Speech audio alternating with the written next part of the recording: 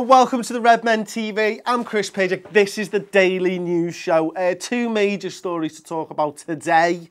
We're going to talk about Liverpool's trip to Melbourne post-season and Liverpool's potentially largest ever transfer kitty again. I'm going to get straight into the transfers one because why not? Because I love transfers. I love the fact that we're getting linked with loads of players. But this isn't about the players. This is about the money that Liverpool are going to be spending. So we heard about a week ago now that Liverpool will be handed, and Jurgen Klopp will be handed, a £100 million there or thereabouts transfer kitty. Now, Ian Doyle from the Liverpool Echo has said, and I quote, "Anyone who thinks Liverpool are going to spend £100 million this summer is almost certain to be fooled. It will be a lot more than that." And now it goes later on into his article. He talks about 200 million being the figure that Liverpool could spend in this summer transfer window. Now, first and foremost, that sounds mental. That doesn't sound like the Liverpool Football Club that I know and love. But when you break it down, you know, we broke the news, what, a month and a half ago now, that Liverpool would give Klopp £89 million to spend. Now, again, Echo reporting is closer to 100 million, and that's their prerogative. It's 89, but go ahead.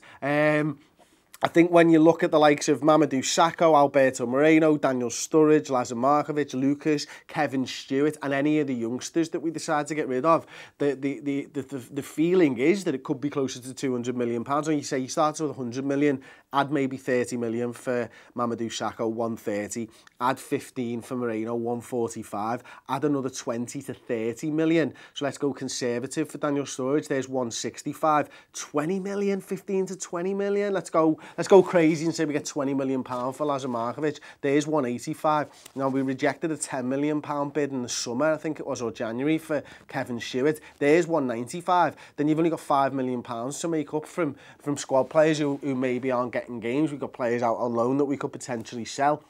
Sadio Mane, £34 million.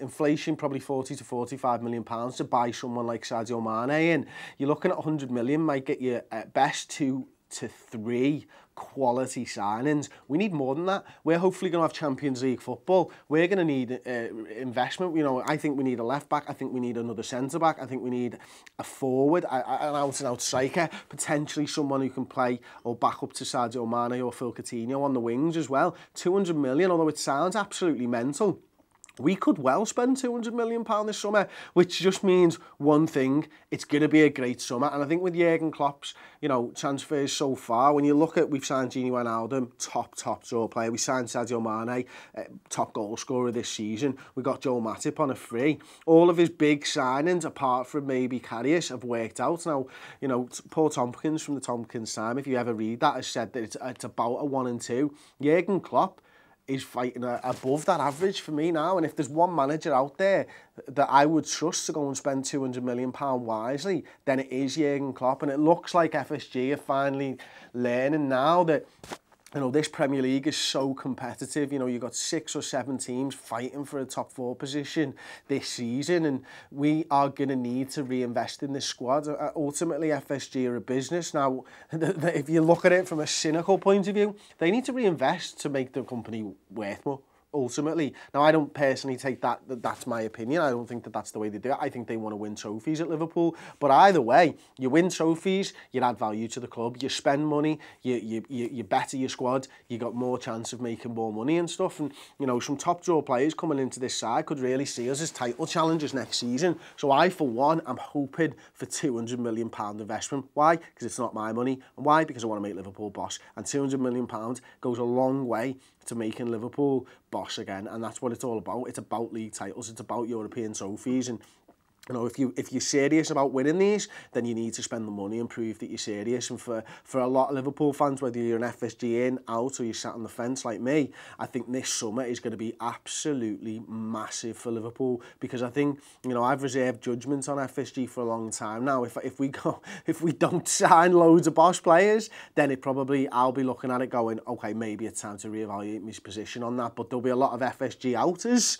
who'll be looking at it going, spend Spend it, spend it, spend it. This is what I've been saying for years now. And it's only until FSG go and spend a huge amount of money that the division between the fans around FSG will be put to bed. And, you know, I'm hoping that Liverpool go out there. I'm hoping that Liverpool go and prove a point. I'm hoping that we get into top 4, spend that money on Champions League level players, and we better the squad and go and put a proper title challenge in next season. Because you know what, without that investment, I can't see it happening. So for me, yeah, definitely. The second big piece of news at the moment is that Liverpool will be playing in Sydney at the ANZ Stadium against Sydney FC on the 24th of May. Now, our last game of the season, I think it's Middlesbrough, is on the 21st of May. So 3 days later, the first team squad will be flying over to Sydney in Australia, for those of you who don't know. Sorry, I didn't mean to say that. And playing a game of footy with the first team squad. Now, look, it doesn't look likely that Sadio Mane is going to be there,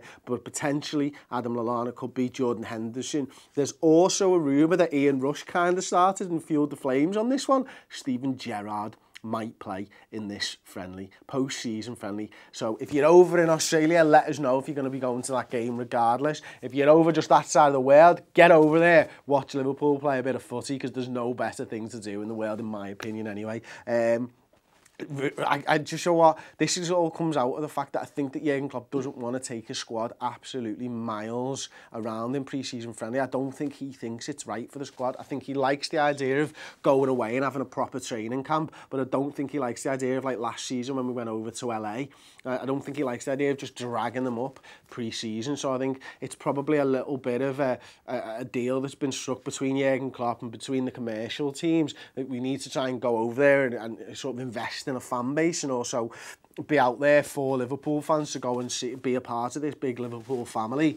But we need to make the money off the back of it as well. And, you know, Jurgen Klopp probably understands that and has maybe pushed to do it post-season when it won't affect the players pre-season training. So hopefully this will be a really good thing. This is something that Liverpool used to do. I think the last time we did it, we went over to Dublin, didn't we? Was it Shamrock Rovers we played or something like that? I think we did that in 2014. So we've not done this for a couple of years. So you know what? I like the idea of this. I think it's a little bit too soon after the last Premier League trophy, but look, we're not winning. The last Premier League game. We're not winning the trophy this season. So there's no cup finals that we've got to worry about. So let's get over there. Let's go and greet some fans. Let's go to some big names over there. Let's go and show our supporters that we appreciate them all around the world.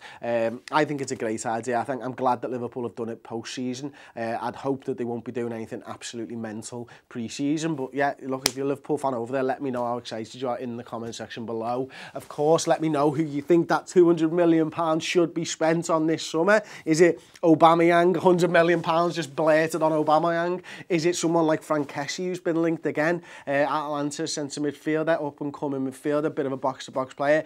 Is it Atletico Madrid's Theo? You know, rumours of a £24 million release clause for him. We need a left-back. He's available. He's got a release clause. Who should we spend £200 million on? Don't forget to like the video as well. Do that now. We love all that. Rejoice in all of the Stoke post-match games, post-match videos. The Harry Potter one's absolutely priceless. He blames Flares. He blames Flares for Stoke losing that game, not for Roberto Firmino, Phil Coutinho, and the fact that Stoke are pretty poo. Anyway, that's me, Chris Pajak for the Redmen TV. I'll be back tomorrow with the daily news. Check out the channel later in the week for the Uncensored Match build-up show and all that stuff for West Bromwich Albion. Thanks very much for watching, and I'll see you soon.